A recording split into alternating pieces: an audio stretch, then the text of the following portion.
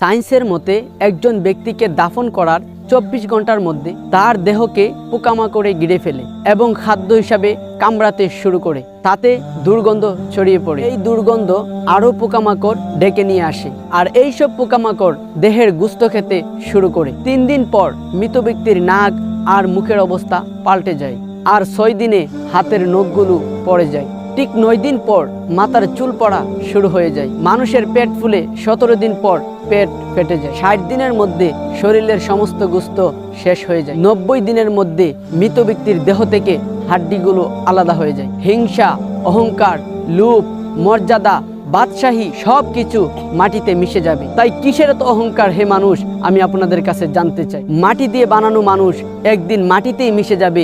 এই জন্য আল্লাহ তাআলা পবিত্র কুরআনুল কারিমার মধ্যে বলেন, মিনহা খলাকনাকুম ওয়া ফিহা নুঈদুকুম ওয়া মিনহা নুখরিজুকুম তারাতান উখরা।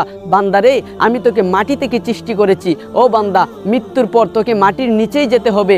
আবার কাল কিয়ামতের ময়দানে ইসরাফিল আলাইহিস সালাতু ওয়াস সালাম যখন সিংহায় ফু দিবেন, আবার দুনিয়ার সমস্ত পাহাড় পর্বত নবমণ্ডল ভূমণ্ডল যখন একটা সমভূমি হয়ে যাবে, আবার তোমাকে এই মাটির উপরেই কিয়ামতের ময়দানে আমি আল্লাহ তাআলা দাঁড় করাবো। তাই আমাদের সকলের উচিত হিংসা, বিদ্বেষ, অহংকার, তাকাব্বরি থেকে দূরে থাকা। এগুলো করলে আল্লাহ তাআলা অখুশি হয়। তাই কখনো কোনো খারাপ কাজ করা উচিত নয়। বিদায় আমাদের সকলের উচিত ভালো কাজে নিজেকে সদা সর্বদা নিয়োজিত রাখা এবং মন্দ কাজ থেকে নিজেকে সর্বদাই বিরত রাখা এবং বেশি বেশি করে আল্লাহ তাআলার ইবাদত করা এবং রাসূল সাল্লাল্লাহু আলাইহি ওয়াসাল্লামার সুন্নত দিয়ে নিজের জীবনটাকে পরিচালিত করা। কারণ হাদিস শরীফের মধ্যে এসেছে, আদ দুনিয়া ও মাজরাতুল আখিরা, দুনিয়াটা হচ্ছে আখিরাতের বাজার। আল্লাহ তাআলা আমাদের সকলকে যেন মৃত্যুর আগে কবরের সামানা জোগাড় করার, জান্নাতবাসী হওয়ার উপযুক্ত আমল রেডি করার তৌফিক দান করুক।